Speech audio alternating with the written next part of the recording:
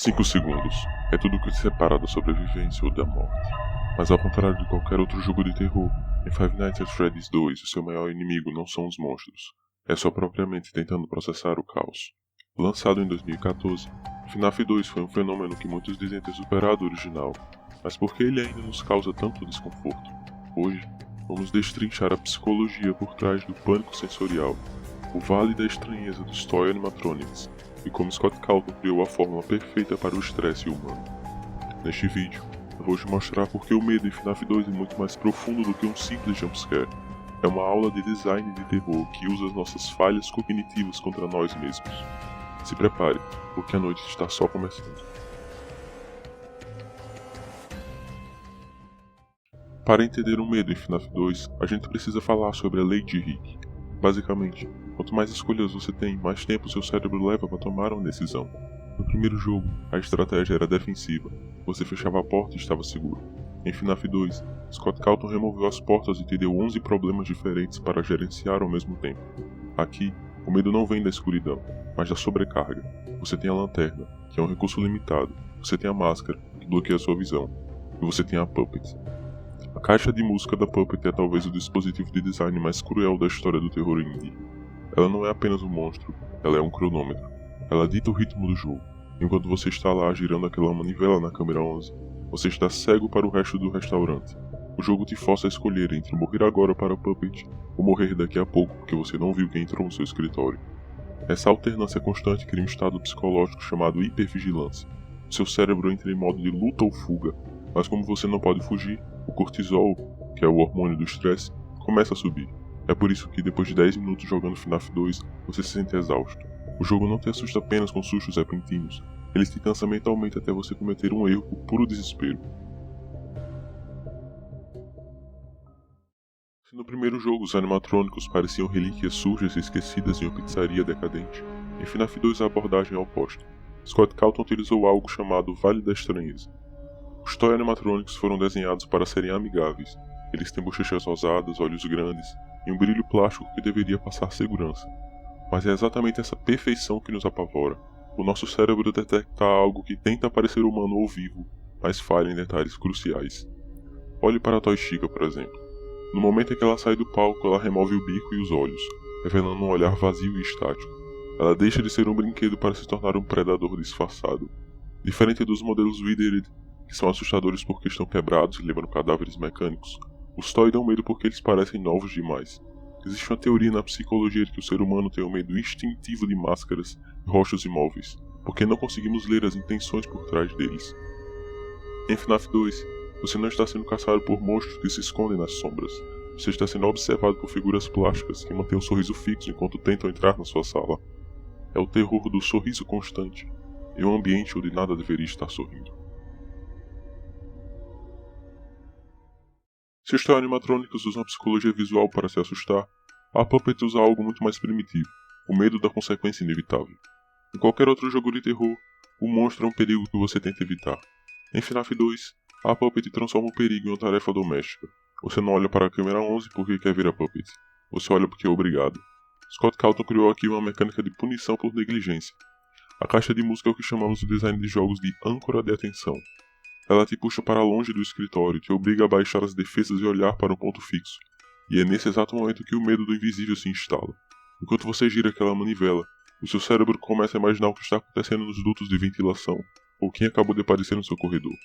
A Puppet não precisa de um susto elaborado. O maior terror dela é o silêncio, que acontece quando a música para. É aquele segundo de realização onde você sabe que falhou, mas o jumpscare ainda não aconteceu. É a ansiedade da espera. A Puppet representa o medo de perder o controle sobre o seu ambiente, um lembrete constante de que, não importa o quão rápido você seja com a máscara ou com a lanterna, existe algo no escuro que você simplesmente não pode enganar. Se a Puppet é o medo do invisível, a Mango é o medo do que é profundamente errado.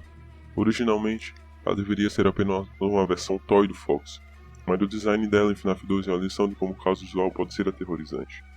Diferente dos outros animatrônicos que mantêm uma silhueta humana, a Mango é uma massa retorcida de metal e plástico. Ela quebra a regra da biologia.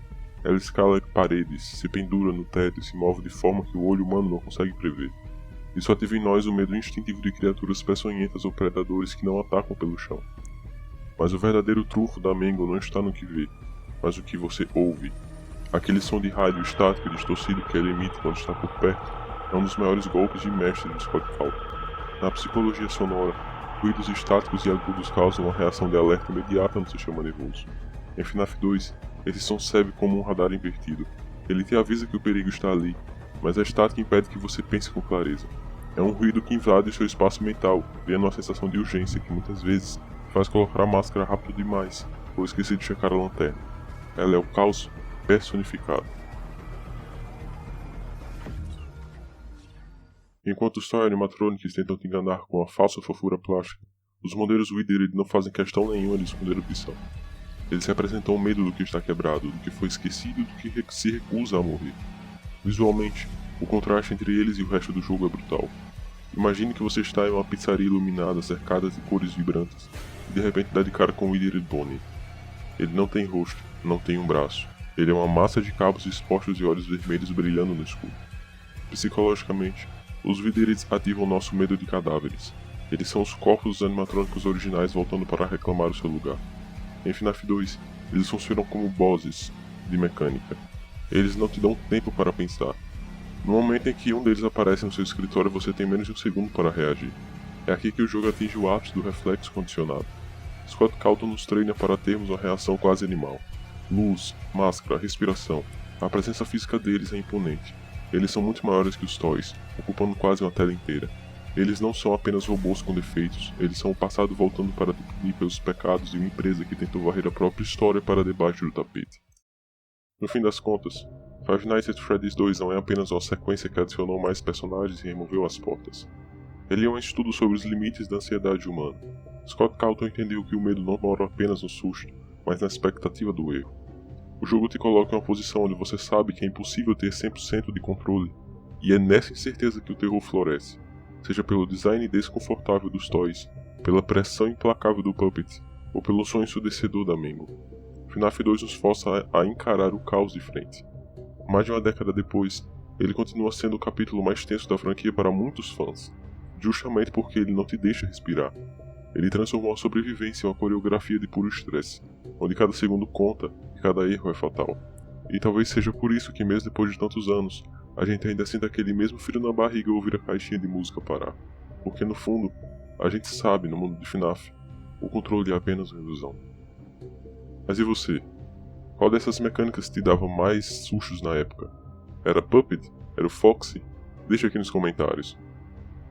Se você gostou dessa análise profunda, não se esqueça de se inscrever para mais vídeos de terror. Obrigado por assistir, e a gente se vê na próxima noite.